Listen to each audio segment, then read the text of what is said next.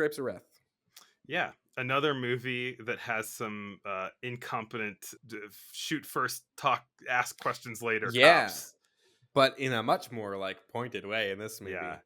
this is. Oh, this movie's rough. Yeah, but it is oh so good. Yes. I had seen this before. I read the book when I was like a teenager, and then I watched the movie. And I remember thinking it was very good at the time, but like rewatching it, I was kind of like awestruck at how good this movie is. Yeah, it's In like like on every level. yeah. Naturally, I mean it's based on a Pulitzer Prize winning book that is very good and people should read because it's a good book. But yeah, it's like it's one of the best looking movies we've watched for the show in a while. Hmm. I mean, speaking about like how His Girl Friday like doesn't really feels like it isn't reusing like, a lot of like cinematic tools in the toolbox necessarily. This feels like it's using a lot of them. Hmm. Hmm. Like the casting in this is like really incredible and like really stands out from the other stuff that we've been watching. I think. Yeah, Henry Fonda is so good in this. The his mother, Yeah, Jane Darwell as Ma Jode. yeah, really, really stand out, and like so many good faces. Yeah. And I also think there's really something to this movie where right we've been watching a lot of like movie star movies, Hmm. and I think even in the early 30s when like the depression was at its worst, movies would address it. They would directly have scenes addressing the depression. Right, Mr. Deeds does that. King Kong does that. It Happened One Night does that. But there is a bit of this kind of remove to those where it's like we're usually following fairly wealthy or at least comfortable characters. Hmm. Right. I mean, the whole thing with happened one night is this like rich woman who then is like, "Oh no, I have to stay at like the camp at the side of the road. Yeah. Ooh, they don't have running water." And it's like, "Oh, what a funny joke." Whereas this movie is like very much about like people, Real working people. class, Yeah. like farm workers, rural. It's about capturing something true. It's about capturing Yeah. something like gritty and real and felt. And it is about characters that a lot of the other movies that we had watched just wouldn't be about. Like I think there is in a lot of the 30s movies, there's this thing of like, no, characters in movies need to be kind of a little bit larger than life, a little bit like they need to be like important people. They need to be even like Mr. Deeds, who's like, oh, he's a country bumpkin. He still lives in this like massive house and has like 8 tubas and is like crazy eccentric guy. Think I got tuba money? Yeah. Whereas, right, the characters in this are just like people who live on a farm. And that's like every character is just like someone who came from like rural Oklahoma. And also just like the stakes of this movie are like, where are we going to sleep tonight? And will we be able to eat today? Yeah. And it's like about a family that is just struggling with that question every moment of this movie. They're like this movie is kind of like unrelenting except for one point where it relents, you know? Like I was thinking after the movie like what it was about.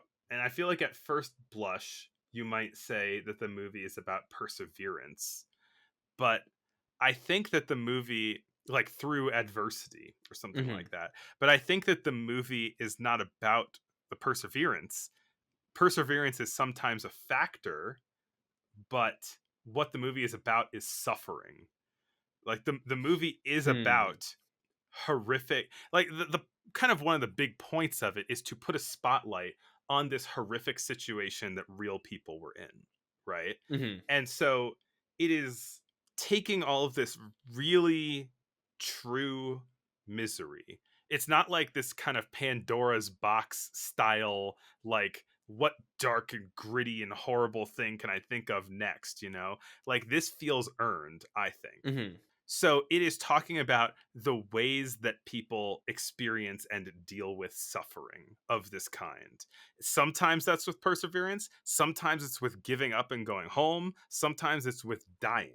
Like, it's telling the story of all of these different people, Right. and some of them don't persevere. Some of them kick the bucket, and it's sad, and everyone else now has to deal with that too. Mm. I don't know. It's just like this movie feels so different in its like filmmaking approach, I think, than Hmm. almost anything else that we've watched. It's directed by John Ford. I think we even mentioned that yet. It definitely feels the most similar to his movies, naturally. But I think even compared to like Stagecoach has this a bit more of this kind of like, it's the old West. There's like gunfights and romantic stuff. Yeah. Whereas this is like it is attempting a kind of sense of realism and a sense of like truthfulness that I think, yeah, I mean, outside of maybe something like, and what is it called, Manila Montal, which is a lot more Mm. abstract and kind of surrealist than this movie is. This movie is like very very grounded Yes. while still having being super expressive. Like, I don't know, there's just so many choices that I feel like a different director or a different movie wouldn't Hmm. have made. Honestly, like, maybe this is a testament to the filmmaking, but I felt so engrossed by what was happening that I didn't even notice any kind of like interesting cinematic stuff that was happening. Mm. I think it makes such a compelling emotional appeal that it's just guiding you through masterfully through everything that it does. Hmm. Yeah, I mean, a lot of that I think is a lot of what makes this movie great is it can be traced back to the novel, right? I think Hmm. a lot of the thematic stuff, all the great character stuff, a lot of the dialogue is verbatim from the novel. A lot of the all the sort of like big situations that they have to deal with. I mean, the novel goes harder than the movie. The movie is they sort of like cleaned up, like nicer version of the book. That's crazy. Like, I don't know how much darker you can get, but I mean, I don't know if I want to like. Will you read the book? You should read the book. I kind of want to now. I thought about talking about the ending of the book versus the ending of the movie because they're very different and they strike very different tones to end on. Hmm. Because I think the movie definitely ends on this sort of, even with everything, it ends on this kind of bright spark of hope, Hmm. and it does feel kind of like driving off into the sunset a bit, and this sort of like, there's a bit of this kind of like uplifting. The book does not really. There was an element of perseverance to the end of the book, but it is this just like Jesus Christ, this is something. There's so But much I won't brutality in I won't this. I won't go further than that because yeah, if anyone who hasn't read the book, go read it. This is one of all the awards. It's great. New York Times bestseller, Yeah, Caldecott. Uh, but I think right. So the book came out in 1939. So like towards the tail end of the Depression. I mean, it's sort of like it's arguable like when the Great Depression ended because it's like when does the economy bounce back, right? mhm. It's I think the kind of generally accepted thing is like World War I happens, or sorry, World War II happens, and that kind of like galvanizes the country to kind of come together a bit more. But I mean, it was happening before that, right? Yeah, it's All where the all the all the other countries were economically devastated by World War II, right. but America turned out great afterward. I mean, there was right. It was like restart all this industry and like all these factories reopened and that kind of thing. But there was a lot of right. There was all the public works stuff, all the New Deal stuff. Like there, I think from about like 36 on, there was this kind of like steady kind of road to recovery. Yeah, I I think believe 30 this is set. 33 is when the worst unemployment was. I think this is set in 1929, like right right in the heat of the beginning of No, the because Depression, right? the crash was like December 29. I'm Oh, I'm okay. guessing I'm guessing this is probably set right because he was in jail for 4 years. I think this is probably set in 33, if I had to guess, Okay. because that was also the worst year. And I think, but they also make some references to like Department of Agriculture, like New Deal stuff. Although that might be like a whole year after the movie starts, or more. I'm not sure.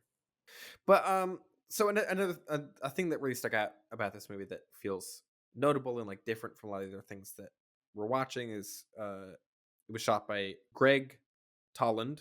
We'll talk about him more next episode.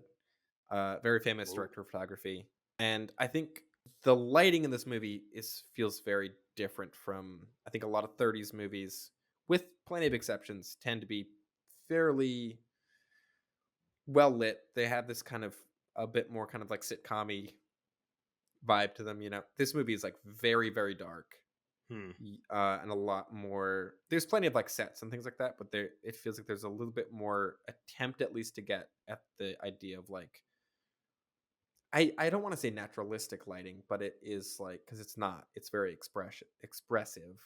Scenes that are being lit with like someone holding a match, right? And that they're actually Hmm. using lights to simulate that, but it's like they're trying to kind of bring you into this kind of, I don't know, the world that these characters inhabit, which is a lot kind of darker and harsher and less clear, I Yeah, I guess. mean, there's a lot of scenes that are in this kind of like oppressive bright sunlight also, Right. Yeah. where like the whole frame is almost white from uh I don't know if it's really going that fully expressive, but it is it does, like they're Yeah. out working outside, they're out suffering without cover, in a shelter, and Yeah. the sun beats down on them. I mean, it's really, the visuals in this movie are really expressive without feeling abstract or sort of like expressionistic, I guess. Like they Hmm. they they feel very grounded, but it's like, also all those great faces, right? Like every actor in this movie, I feel like, has like such a great face. They get a lot And of so, like interesting texture out of the stubble on Henry Fonda's right, it's face. like all the kind of like chiaroscuro, like low key lighting is really accentuating, all the wrinkles in everyone's face. It kind of makes everyone look a little bit more like sun aged.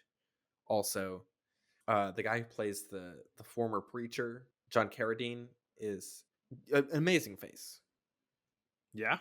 and just like what a character that is. Yeah, he's a preacher. He loses his faith, and then he tags along on a cursed Route 66 road trip, and then he becomes a communist. I don't know if he would even necessarily become a full communist, but it was No, sort I know. like Yeah, he he becomes he he becomes a labor organizer. advocate. Yeah, Yeah. exactly.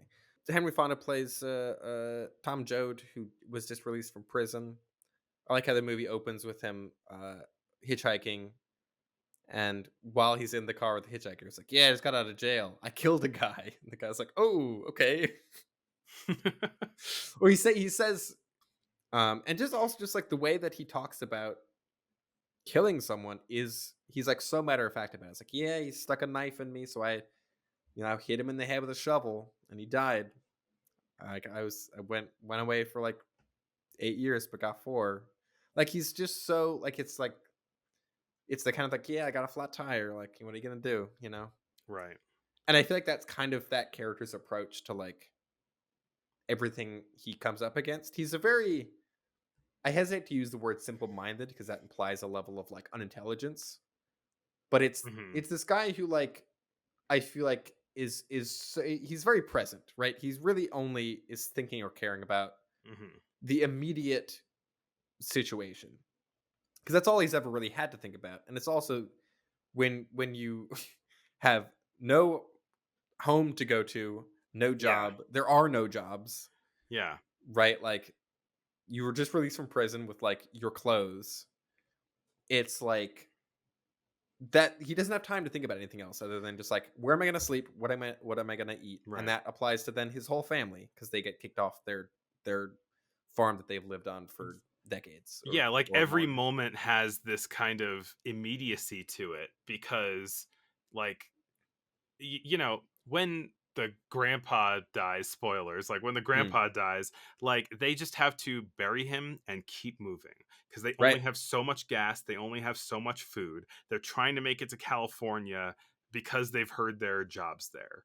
Yeah. And it's like, Because they have a flyer that says there are jobs in California. That's all they're yeah, going on. That's like, hey, it's a lead. It's something. I guess we're yeah. going to California. And so we'll just go, we'll we're gonna suffer whether we stay or whether we leave, and so we might as well do something. Mm, And It's funny. I keep talking about suffering, and you were talking about him being a character that's in the present. It's like, is this a Buddhist story or something? But yeah, I mean, I think that makes sense. That it's like they can't think about the past, they can't think about the future because they are too worried about the present. It's kind of similar to the conversation that Tom ends up having with the labor people, right? Hmm. Where he's like, all of these people are just suffering through the circumstances that they're in right now, and they are not willing to put what they have, like the meager thing that they have right now, at risk in order to create a better future. And it isn't until their situation goes from horrific, like horrific but barely scraping by doable, to actually exploitative, cannot do this anymore, that people are able to turn around and, make a Mm. stand.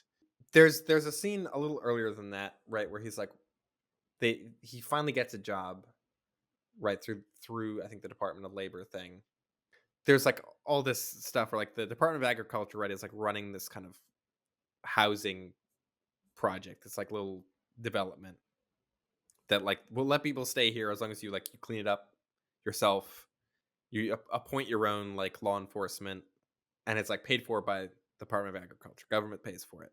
The like local police and like a bunch of other just like local people are like, nope, that's communism. We hate Yeah. this. We're gonna ruin it as as much as we possibly can. And there's a scene before that, right, where it's like Tom Jones he's working on a farm, and he's like overhears a conversation, or he's like there's a conversation happening around him with like, yeah, they're going after those, they're going after those reds over by the thing. And he's like, everyone keeps talking about reds. I don't understand what that is or why anyone cares. Like, what is that? Like, what is, A true member of the proletariat, right? He doesn't even know know about the Reds. but it's like that's something I really like about his character, right? Is that it's like, yeah, he might not be the smartest guy, but it also is this thing where he's like, I don't care about like communism versus like capital. He's like, he's not thinking in those terms. He's just Right. like, none of this matters because I don't have food, Yeah. Yep. and neither is anyone in my family. Like, just give me a house to stay in, and it's like if the government pays for that house, great, please. Like, I can't afford it otherwise. And so, yeah, there's something very endearing, I think, about Tom Joad in this movie, and just how much he is sort of like all I have time to think or care about is like, what am I doing tomorrow in order to like improve my circumstances? Yeah. And I mean, I think that, the note that the movie ends on, which is maybe, you might consider to be an artificially positive note, I guess. I don't know. I don't really But think I think it's a good ending to this movie. like But I definitely compared to the book, it is like it's very different. he delivers a speech that I think another movie with like a really touching speech at the end. Mm, Like yeah. he it decides, he's kind of wanted at this point. Right. Uh He is Jim Casey, the former preacher who later became a labor advocate, is killed by either like a sheriff's deputy or maybe just like a guy who's like part of the posse. mhm. And so Tom is like, well, you killed my friend. I'm gonna hit you on the head with a big stick and run away. And because he's a big dude, he kills him. And so then he is now wanted for a second murder that is not necessarily self-defense, but is sort of this thing where it's like he's not going around like setting out to kill people, but he's like he's being put in situations where like he gets into a fight and the other person dies. Yeah. And it becomes clear that he can't stay with his family anymore because he would bring too much heat to them, even Hmm. though he would love to. And so this speech that he delivers, as he decides like he's going to take up the mantle of this like kind of labor organizing. He's going to go and try and make the world better because there isn't a place that he can be. And so without having a place, he's going to, like, he might as well go and do something dangerous and good, right? Mm. And so his mom is worried that he'll die in the process, and he talks about like very red collectivist sort of thing of just like, I'm one of many people, like I'm contributing to the better world that you'll be living in, and so you are experiencing me in every breath you take, whether I live or die in the future. It's a very nice speech, and I It think it's a is. really nice note to end the movie on. Yeah, both of them, Henry Fonda and Jane Darwell, yeah, are both. I mean, throughout the whole movie, they're both great, but yeah, that scene especially. There's a bit at the beginning, sort of like one of the people that Tom and Casey run into is this other farmer that they know, who's had his farm bulldozed because like the bank sold it. There's like the whole kind of like Byzantine, American system where it is like, which just really happened during the Dust Bowl, where it was like all these people lost their property and their farms and their homes because it was like, well, they had a loan from the bank, but then the bank lost all its money. So then I'm genuinely not entirely sure how it all worked. I mean, I think it's like sharecroppers, which I don't remember from my Yeah. history class, But but it's I that thing, like, yeah. the movie also doesn't really explain it because, like, the characters are trying to, like, figure it out. It's like, "No, but, like, why? What happened? Why can't I stay in my house?" And the guy's like, "Hey, I'm just doing what my boss tells me to do." And he's just working for the guy who works at the bank. And that guy's just working for some, fat guy on Wall Street. And that guy's just working for, and it's this thing where they ask, like, "No, but who do we shoot? Like, Yeah. who do we get mad at?" It's indicting a system rather than a person. Right. But I like how, like, all of the characters, like, this question comes up multiple times during the movie, and the characters are like, "We don't know." Like, no one knows where the buck stops, right? It's just this, like, circular labyrinthine system that, at the end of the day, all the people who are suffering the most from it, the people that have the least resources that can't really do anything about it, Yeah. which is very, again, unfortunately, feels very timely to me. And then, yeah, there's all the shots of like bulldozers, like tanks, like rolling through and just like knocking over houses, which is like you can find like documentary footage of that happening too. Hmm. It's not quite as, elaborately staged as it is in this movie, but it's like it's offering kind of like lots of, because it's like a road movie, it's giving you kind of like lots of little pockets into just like situations that arose because of the Great Depression. Yeah, That and it's also like, just like little vignettes of different types of people's right. lives Yeah. in this, time in this place. Like people who might not be the most economically stable, but they recognize that there are other people passing through who are on the brink of death, and so they will give them a discount on a loaf of bread, you Mm. know. There's a lot in this movie about like dignity and like the indignity of like poverty, I think also, Hmm. where it's like there's a lot of times where people are kind of, they're like, no, don't say anything. Like, we're too proud. Like, we can't like show that we're suffering, kind of. Hmm. Which I think is, I totally understand in it. I also think it's like a very human thing to be like, no, no, no, like everything's fine. But then it's like you could also just like ask for help, you know? Like the thing with like with the bread, right? Where they're like, we can only afford this much. And they're like, no, like you can have the whole thing of bread. And they're like, no, like we're only gonna pay for what we have the money for. And it's like, just take the bread, man. That's all the food Yeah. you have for like the whole day. Like, take the bread. And yeah, just like all the kind of uncomfortable situations that arise from that, right? There's like they're cooking up some soup in like one of the Hoovervilles that they're staying at, Ugh. and all the kids come over because they haven't eaten. Oh And they're all like, God. "Is there any leftovers? Any leftovers?" And they're like, "We can only feed the like 8 people that is in our group." But then like how do you tell a starving child that, right? They're like, Yeah, and then "Sorry." they like lose their appetite because there are starving children next to them. This Yeah. this movie is brutal. Yeah.